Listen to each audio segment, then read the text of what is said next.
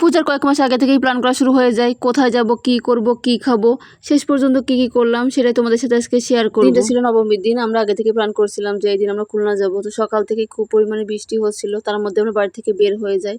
যাওয়ার পর ফুলতলা থেকে আমরা একটা অটো নিয়ে হচ্ছে ডাক বাংলায় যাই। যাওয়ার পর তেমন একটা বৃষ্টি হচ্ছিল না, কমে গেছিল। আবার মাঝে মধ্যে বৃষ্টি হচ্ছিল, আবার রোদও হচ্ছিল। সেখান থেকে হেঁটে হেঁটে আমরা ডাক বাংলা বাজার দিয়ে আমরা গেছিলাম স্বর্ণপট্টিতে। ওইখানে প্রথমে পূজা দেখেছিলাম। ওইখানে প্যান্ডেলটা খুব ভালো লাগে, ওইটা হচ্ছে অস্থায়ী প্যান্ডেল।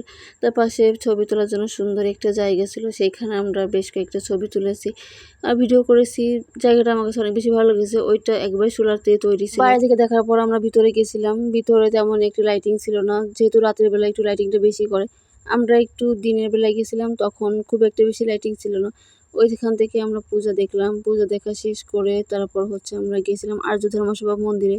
ওইখান থেকে বেশি একটু দূরে না, অল্প একটু রাস্তা। ওইখান থেকে আমরা হেঁটে গেছিলাম। তারপর দেখি খুব একটা বেশি লোক না, কারণ ওই সময় দুপুর টাইম ছিল। ওইখানে ছবি তোলার জন্য বেশ কয়েকটা জায়গা ছিল। তো এইখান থেকে আমরা বেশ কয়েকটা জায়গা থেকেই ছবি তুলেছি। তোলার পর আমরা গেছিলাম প্রতিমা দেখতে।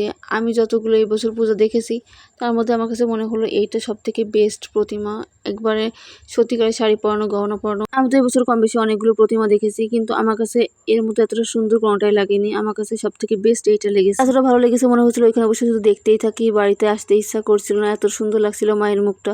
তো মন্দিরে দেখার পর তারপর আমি একটা রিক্সা নিলাম। রিক্সা নিয়ে তারপর হচ্ছে শিববাড়ি মোড়ে গেছিলাম। শিববাড়ি মোড়ে একটা পূজা হচ্ছে। শহরে পূজা দেখার জন্য রাতেই বেস্ট, দিনের বেলা তেমন একটা লাইটিং থাকে না, নর্মালি কেউ পুজো দেখতে বেরো হয় না।